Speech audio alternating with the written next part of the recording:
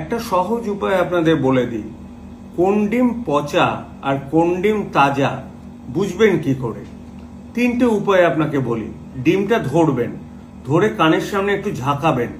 যদি ছলাৎ ছলাৎ কোনো আওয়াজ পান তাহলে বুঝবেন কিন্তু ডিমটা পচা। আরেকটা উপায় হচ্ছে জলের মধ্যে ডিমটা ফেলে দিন। ডিমটা দেখবেন একদম তলায় শুয়ে আছে, যেমন এরকম পারপেন্ডিকুলারলি, তাহলে বুঝবেন যে ডিমটা কিন্তু ফ্রেশ আছে।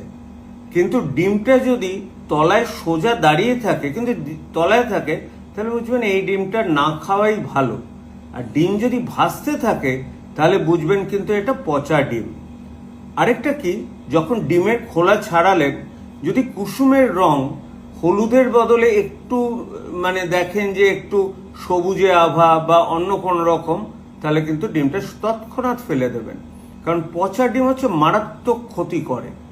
আর এই পচা ডিম কি হয় জানেন তো? হাইড্রোজেন সালফাইড বলে একটা গ্যাস তৈরি হয় ডিমের ভেতরে, সেই জন্য পচা ডিম অনেক হালকা হয়, জলের উপরে ভাসে। আর এই পচা ডিমে আমাদের কিন্তু স্যালমোনেলা এবং ইকোলাই প্রচুর পরিমাণে থাকে, খেলে ফুড পয়জনিং হবেই। সুতরাং আপনারা কিন্তু ডিম কেনার সময় একটু দেখে নেবেন সেটা তাজা টাটকা ডিম না পচা ডিম।